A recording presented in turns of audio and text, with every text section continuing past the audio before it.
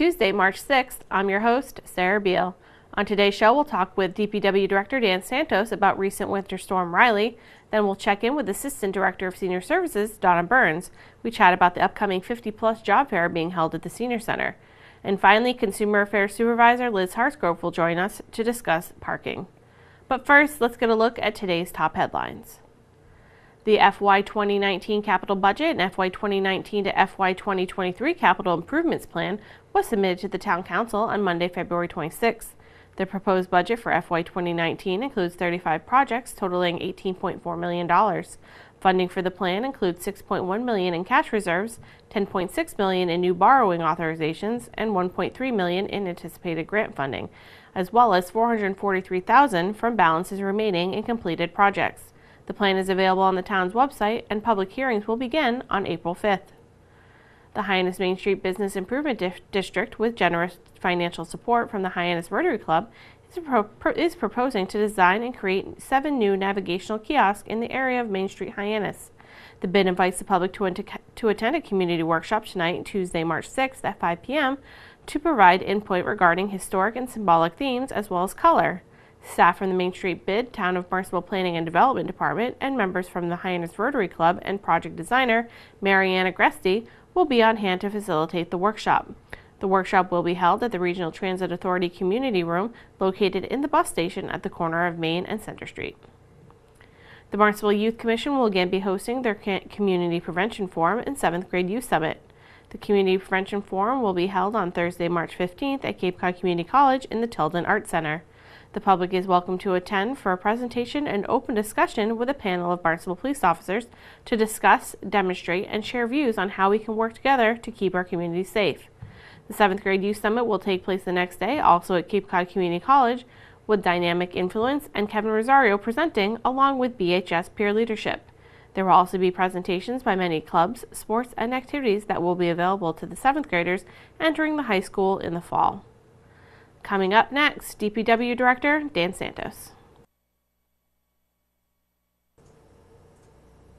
Dan, thank you so much for joining us today. We're going to talk about Winter Storm Riley, which we just got over the weekend, and we have another winter storm coming up on Wednesday. But let's talk about how Riley went. It was kind of a different for a winter storm for us because there was no snow involved, so there was no plowing, which is kind of nice, but there was still a lot of work to be done. Yes, well, absolutely.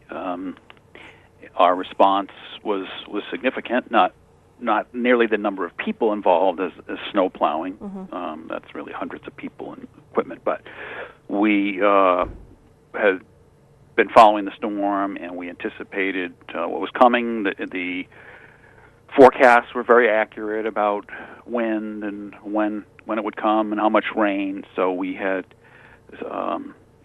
people here. We didn't call them in as necessary. We had people stay here throughout the duration of the storm to address emergencies. What we expected and what occurred in this type of storm with the heavy winds in particular is down trees and limbs, which, and there's really 2 types. There's the ones that take out power lines and that are tangled up in the power lines, and then those that aren't and that are really just blocking roads, and then those that aren't really blocking anything. So it's kind of a priority approach to them. Mm-hmm. So anything that's touching a wire, takes down a wire, we don't deal with.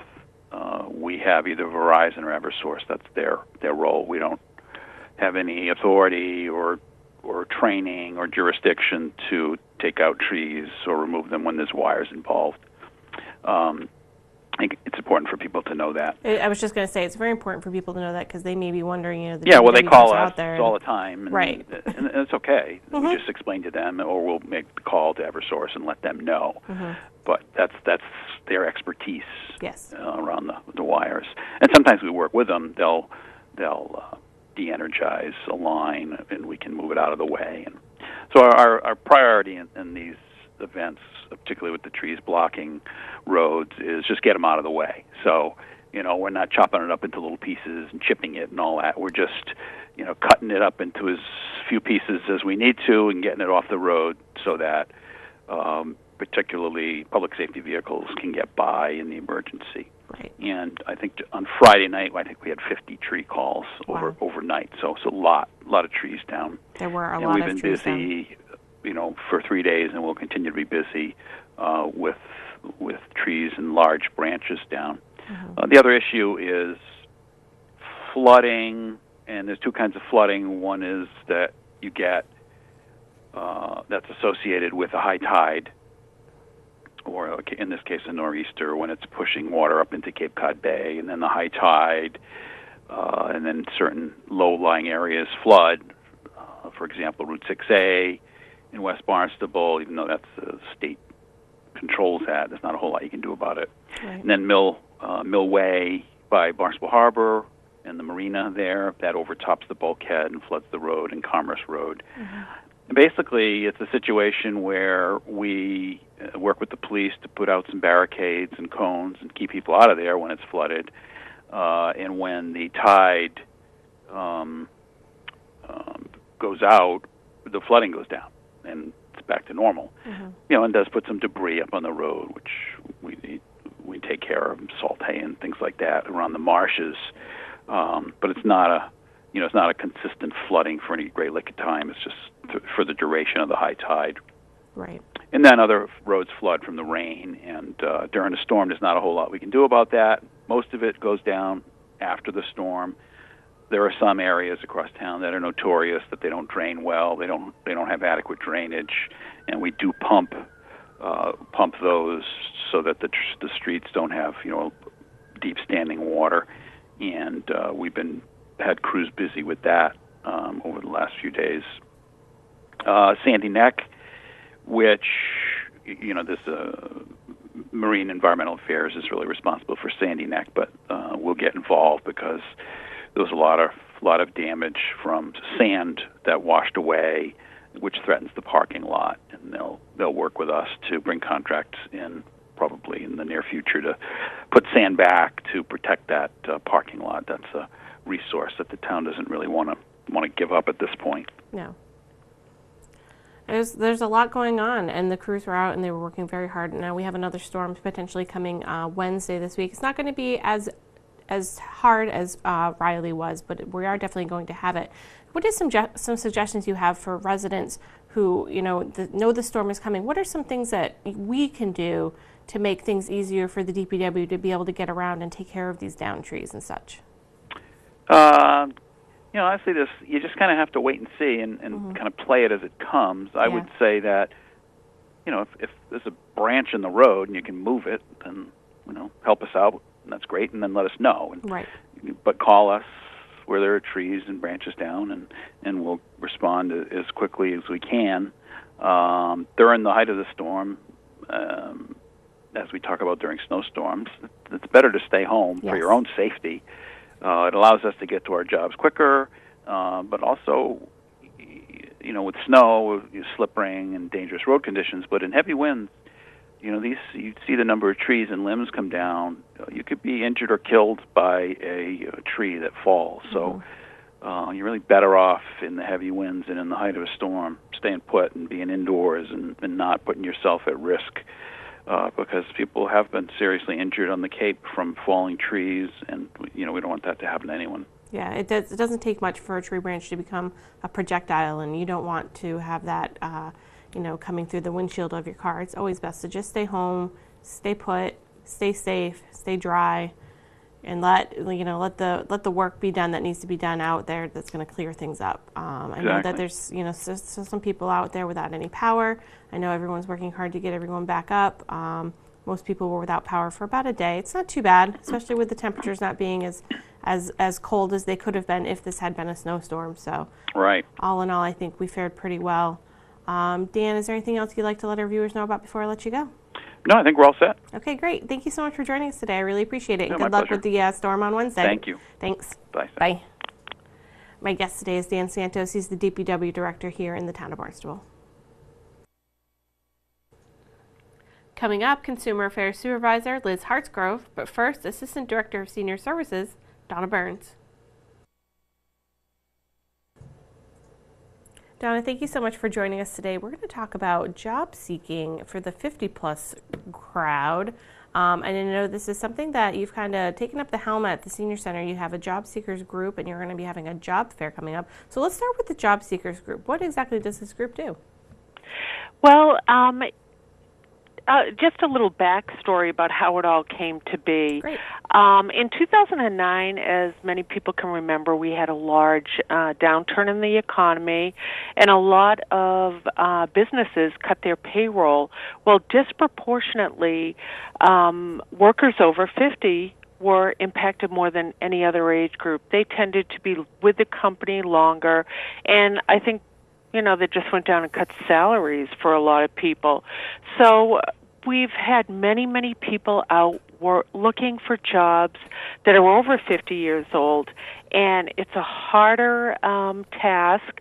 It takes longer on average. A worker over 50, it'll take at least a year to find a job, and many times they don't find a job that's comparable to if the one that they had lost during the downturn. So the Massachusetts Council on Aging became aware that there was a large population that were looking for jobs because 50, 60, that's young in older parlance today. People are living much longer. It's expensive to live here on the Cape, and they want to keep working, whether it's part-time or full-time. But it was a lonely search for many of them, and the MCOA put together a plan to fund regional job seekers groups for people over 50. I applied for a grant and did get one. And we're in our third year of offering this program here at the Senior Center. That's wonderful. There are a lot of myths that go along with a 50-plus, employing someone who's over 50 years of age. And, it's a lot of those myths are not true. That's why they're myths. And one of them is that older workers can't or won't learn new skills, and that's just not true.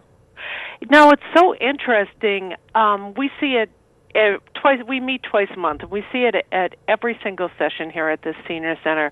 Actually, I think possibly the bad rap is many of these people didn't grow up with technology like the younger worker has. So there's this sense that, they can't learn it or they won't learn it. Actually, the opposite is true. I've been impressed so many times that people understand that to stay competitive in a job market, you have to update your skills. And they are willing to learn what that takes, including, making sure your computer skills are up to par, and even understanding that having a social media presence when you're searching for a job is really important. Having a LinkedIn profile. I mean, people never even thought of that are, over 50, that was necessary to have. So those are all things that we work on in this job seekers group, and people are really very excited to, embrace the new technology and find new ways to network themselves and get the word out that they're available, they're good workers, and they're looking for a job. That's wonderful. Now, the Job Seekers Group, they meet twice a month, the first and third Thursdays from 9 to 11 at the Barnstable Senior Center. What do people need to do in order to attend one of these meetings? Do they need to RSVP? Do they need to let someone know? How does that work? Well, they're actually, if they're curious and just want to come in and check us out, they're more than welcome. I will say again, the Massachusetts Council on Aging did fund this. It's free of charge. I always have some coffee on, so, it's early in the morning at 9. And you're going to have an opportunity to get a lot of good information. I co-facilitate the group with an HR professional who's also a career coach. Her name is Ellen Brady. She is fabulous.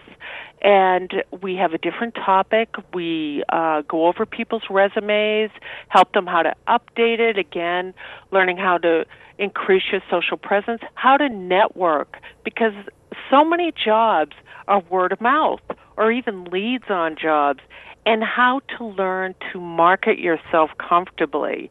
The help wanted ads, I don't know, everything's changed. So people are really embracing, this new way to get yourself out there, and that's what we work on.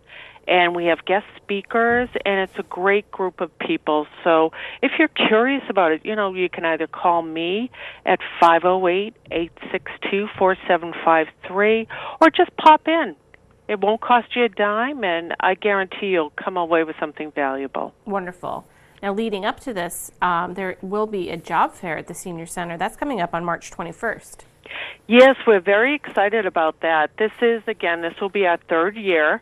This is unlike other job fairs in as much as it is geared towards workers that are over 50 years old. The employers that are taking part in this are people that are looking for good workers. They understand that, there's a tremendous upside to a worker over 50. They're reliable, they're responsible, and they're a really good worker. So it will be held here. We're partnering with Career Opportunities here in Hyannis, which is a great resource for anyone looking for a job. But they are getting all the vendors together that will take part in the job fair. It'll be here at the Barnstable Senior Center. Of course, it's free. We just say, come on in, dress for success, bring your resume, and, get ready to get that job you're looking for. Wonderful. And also the Career Opportunities is also offering a boot camp that they're going to be holding the week before. So if you can't make it to one of the job seekers groups, but you definitely want to go to the job fair, you might want to check out the boot camp that they're having, because that's just going to be like a one-off thing at Career Opportunities on March 14th. I think that's a great way for people to kind of, get ready for the job fair. That's exactly what it's for, to make sure you've polished up that resume, that you are confident and ready to go out and meet those employers and let them know what you have to offer them as a mature worker. Wonderful. There's so many people that live on the Cape Cod that come here, to retire, but they don't necessarily want to retire. So I think this is a great opportunity for those people that still want to be out in the workforce and still want to contribute and take part in what's going on. This is a great way for them to find that work that they're looking for. And like you said, they're just such great workers. They have a great attitude, and it's so great to see that the Senior Center is helping those people out. Well, we're happy that's what we're here to do. And, it's interesting because, employers and just the general public is making a mistake just dismissing the value of mature workers, because actually by 2019, over 40% of Americans over 55 will be employed, and they'll make up a quarter of the U.S. labor force. Employers need these workers, and I'm really happy to see that the mindset is changing, and employers are starting to understand the value and the tremendous upside of hiring a mature worker. Wonderful. Donna, thank you so much for chatting with us about this, and good luck at the job fair, and good luck with your job seekers group. I really appreciate you taking the time to chat with us about it.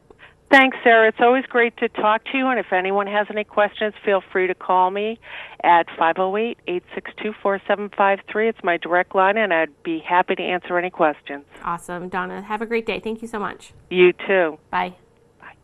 My guest today is Donna Burns. She's the Assistant Director of Senior Services here in the town of Barnstable.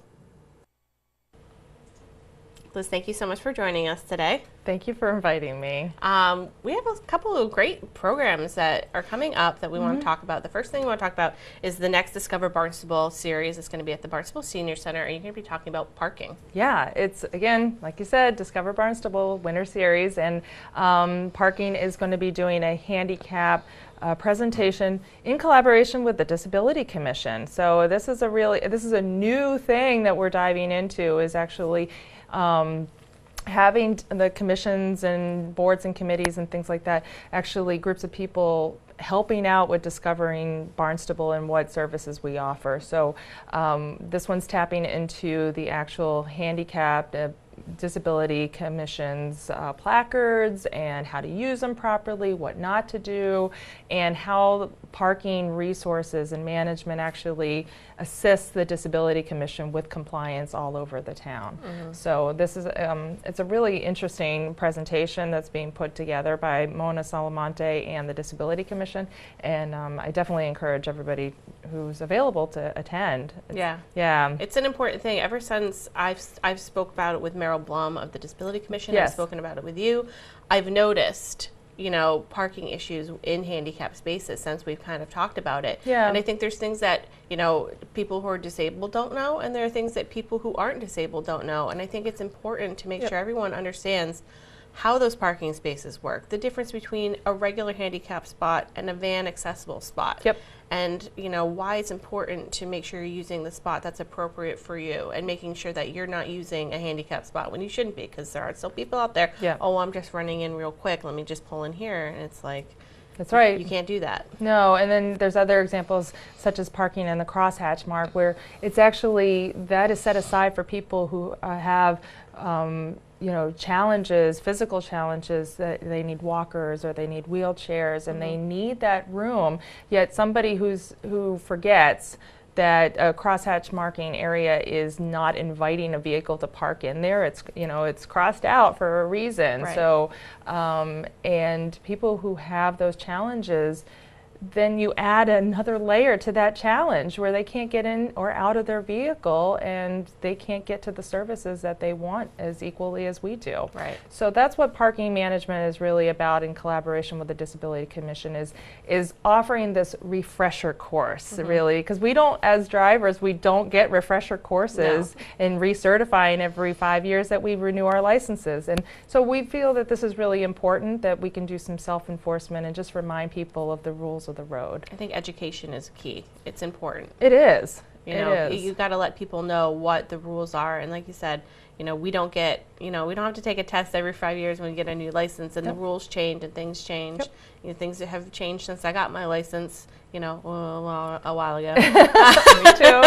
So I mean, it's good to keep people informed about that. So, and it's not just open to the seniors that can come to these Discover Barnstable events. It's open to anyone. They're just being held at the Barnstable Senior Center. Yeah, and we have the talents of you that are going to be actually filming this presentation, and then we'll be able to put it online for anybody to view. And then even schools can use it, and they can just tap into it. It's a resource. It's great. It is good. Good. Yeah. The next thing we're going to talk about is that there's going to be a change down at Bismore Parking. You're going to create 9 15-minute waiting spaces. Yeah, it's like a kiss and ride type of area. So, but that's really what it is, because we observed the last couple of years, and it's not just a couple of years. You know, we had a team of town employees who are affiliated with Bismore on a daily basis. So we had, you know, natural resources, the harbor master, we had DPW, we had my staff there, we had engineering and planning and development, and everybody involved sitting at the table, and even the PD, and we were identifying issues and ways that we could actually resolve some of those issues. What are the solutions to it? And one of them, because there's so much congestion over on the Highline side of Bismore, because of the ferries, and everybody is moving and grooving over there. You got taxis, you've got buses, you've got school buses coming and shipping, you know, kids over to the islands for sporting events. You've got a lot going on, and there's not enough room to put so many vehicles. So, and a lot of them are just waiting for people to get onto the boat or off the boat, or they're unloading, and then they're saying goodbye to their loved ones, and then they're taken off. So this is something that the town was able to assist in and identify a solution to the congestion. And so we're offering now 15-minute parking spaces, 9 of them, closest to the Highline side, and so it can be used for taxis, and it can be used for Uber or Lyft or any of those share driving. Mom and dads and grandmas and grandpas, aunts, everybody who needs to just park there to pick up or unload, that's what they're there for. Yeah, and the purpose of this is to kind of free up the other spaces in the area, so it's not someone just being like, oh, I'm just just parking here for a few Yeah. minutes, picking someone up. It's going to free up those spaces for people that are actually going to park there Yep. for an extended period of time. Absolutely. And the other thing is, because there's also, it's an active harbor, so we have boats unloading their shipment into big tractor trailers there. So you get a combination of foot traffic, of cars, of the school buses and tour buses actually pulling into Highline, and then you've got the trailers being unloading the boats. It becomes an absolute nightmare, and there's a huge public safety concern from all of the staff. So we're hoping that this will reduce that congestion and any of the concerns that we've identified. Wonderful. I love that your department kind of looks at, solutions as opposed to just strictly enforcing things. You look for ways to, change things and make it, more user-friendly. So Absolutely. that's great. Yeah, that's what our job is. Right, exactly. The last thing we're going to talk about is the alcohol compliance meetings. These are for liquor stores and restaurants. You're going to have on-site and off-site ones. These are happening in April. What can you tell us about the alcohol compliance? It's another educational tool Yep. that we're reaching out to our community and letting them know and reminding them of things that they need to be careful about when they have such a responsibility as handling alcohol to the public.